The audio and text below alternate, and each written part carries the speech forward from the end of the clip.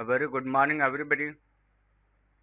Proceeding further in Java, we are going to look the difference between overloading and overriding. In our previous chapters, we have seen what is method overloading and what is method overriding. Overloading is two functions having the same name, different parameters.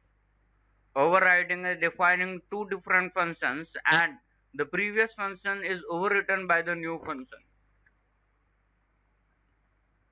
Now, in this tutorial, we are going to discuss the main difference between overloading and overriding.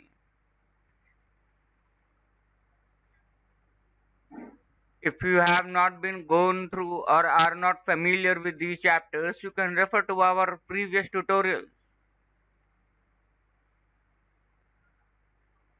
Overloading happens at compile time while overriding happens at runtime. Now understand this, what is the difference between the compile time and runtime.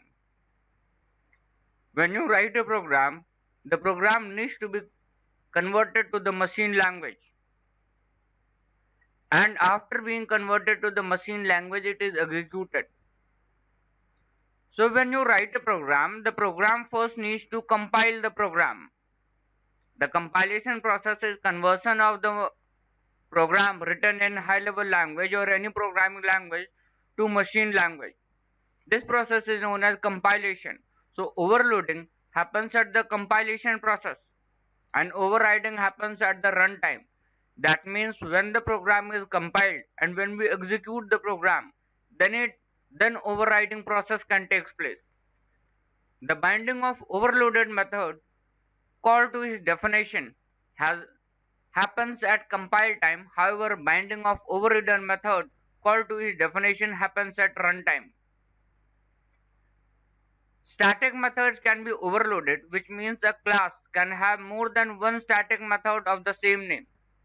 Static methods cannot be overridden. Even if you declare the same static method in the child class, it has nothing to do with the same method of the parent class. In our previous section, we have seen how we call the function from the parent class and how we call the functions from the child class. This refers to this section. Starting method can be overloaded, which means a class can have more than one starting method. That means a class can have two functions with the same name but different parameters. Now these methods cannot be overridden. Even if we declare the same starting method in the child class and which has nothing to do with the same method in the parent class. The most basic difference is that overloading is being done in the same class, while overriding base and child class are required. Overriding is all about giving a specific implementation to the inherited method of the parent class. Now when we are overloading, we need to have two functions in the same class.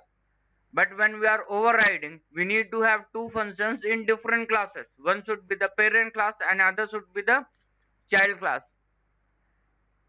Static binding is being used for overloaded methods and dynamic binding is used for overriding or overridden methods.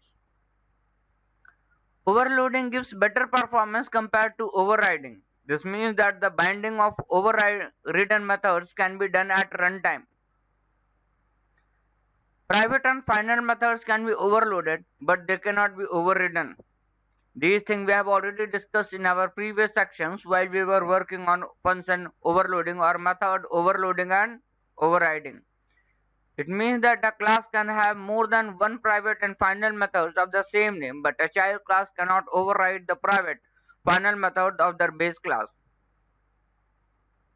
Return type of method does not matter in case of method overloading.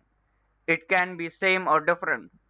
However, in case of method overloading and overriding, the overriding method can have more specific return type. Argument list should be different while doing method overloading. Argument list should be same in method overriding.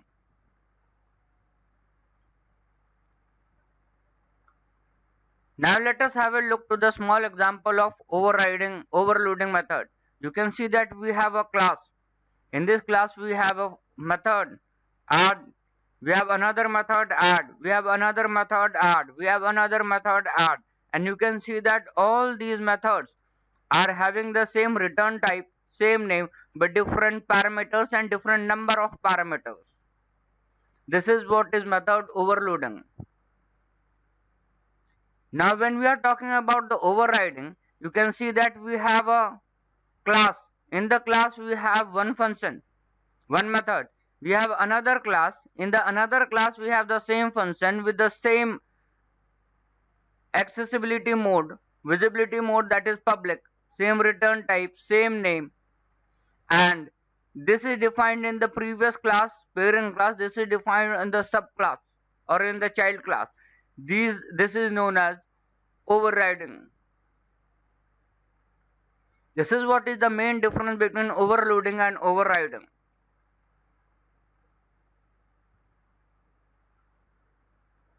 In our next chapters, we are going to start with polymorphism and types of polymorphism.